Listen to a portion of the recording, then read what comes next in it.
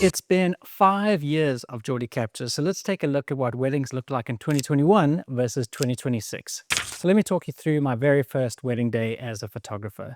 I advertised on Gumtree, which is the equivalent of Craigslist in South Africa. It was budget as budget can be in terms of what I charged, and it was a small intimate wedding at the Italian consulate in Joburg. So they were just going to go and get married there, go and sign the paperwork, have one or two photos, and then they were going to go on a honeymoon. Pretty cool, right? And we got some really nice photos. I was actually pretty happy with how they turned out.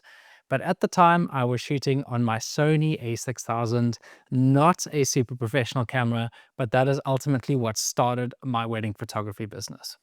Now, I went through the archives and I found exactly what I charged for this. In 2021, it was 1,200 Rand. Hey Siri, how many dollars is 1,200 Rand? Okay, I charged in 2021 about $73 for this wedding. So an outrageous price for a wedding. And admittedly, I was only there for 2 hours. So not the longest time, but still absolutely shocking that I charged so little for my first wedding. Now, by comparison, in 2026, weddings are pretty much middle of the road, somewhere between 20,000 and 30,000, depending on, what the couple wants included. And we are definitely shooting longer wedding days as well, usually somewhere between 8 to 12-hour wedding days. Mistakes I made: shooting on one APS-C sensor camera, just one. I didn't have a second at that stage. Now I rock up on wedding days with at least two full frame cameras, and I might even have a third there just in case, or depending on what my needs are on the day. I also made the most basic mistake for that first wedding. I forgot to charge all of my batteries the night before, or I did charge them, but they didn't end up charging properly. So when I woke up on the day to go and shoot the wedding, because it was in the morning, I realized that they all had like 20% in them. So I raced over to a photo store. I went and bought two more batteries, hoping that they would have a little bit of charge in them. They did. They both had like maybe 50 or 60%. And I was busy charging batteries in my car while I was driving as well.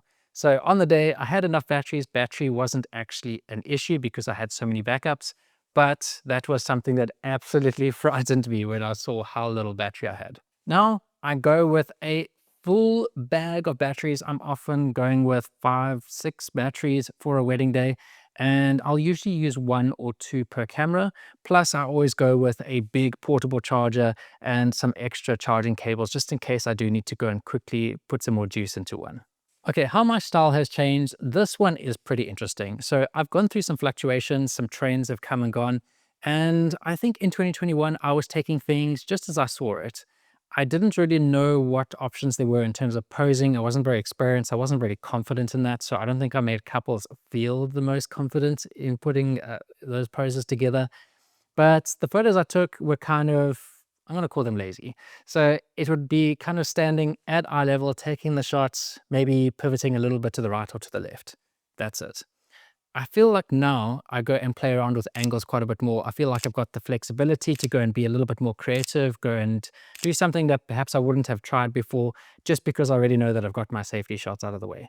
So that definitely helps. I think it allows me to get more uniqueness and creativity into my galleries, having a few like really out there photos and a few kind of safer ones. I also have more lens options available. In 2021, I had a 16mm prime lens. It was a 1.4 Sigma. And I mean, on an APC camera, that's about 24mm. So pretty wide for weddings. And I had a 50mm 1.8, which was the equivalent of like a 75mm, I think. So I had some decent options, enough to go and capture a full wedding day. But I feel like the options that I have available now are much better. And because I've got multiple bodies, I can have a 35mm on one camera and 85 on another, and that allows me to capture everything. Or I could even just go and slap on my zoom lens, my 28 to 75, and that gives me lots of real estate to go and play with. So what does that actually mean for the photos? It means that you get more variety in the look of the photos. You aren't just sitting on one focal length the whole time. And because I've got two cameras, it means that I can quickly switch between the two very easily without needing to spend time changing lenses and wasting the couple's time. So what has the experience over the last 5 years taught me? I think it has taught me, first and foremost, every single wedding that I shoot, I realize that I love it even more than the last one. And I loved it from the moment I did my first. Weddings are so fun. They allow you to go and test yourself creatively because you do so many different genres on a single wedding day. It means that you can go and test out flat lays, product photography, event coverage. You can do portraits, you can do landscapes, you can do architecture. I mean, there's so many different styles of photography that you can go and capture in a single wedding. It allows you to be tested creatively because you are put into pressure environments where you can't necessarily go and keep everything under control. You have to work under harsh lighting. You got to work with cramped dance floors. You got to work with ugly rooms that people are getting ready in. And all of that is a creative challenge. So no wedding is the same. It keeps things interesting. And every single wedding allows me to go and grow as a creative. Now, some more practical things that I've learned: always have backups upon backups upon backups. Thank goodness I've never had anything go seriously wrong on a wedding day, but I have had a camera fail at an engagement shoot. Lucky I had a backup camera there. I've had batteries not charged, like you heard me mention a moment ago. I've never had an SD card fail, and watch, now that I say this, I'm probably going to have one fail at my very next shoot. But I only use dual card slot cameras specifically for this so that I always do have a backup.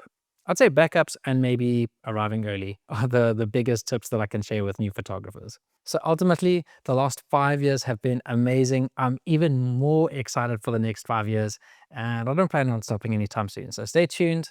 We'll be sharing every bit of the process coming up. And thanks for watching.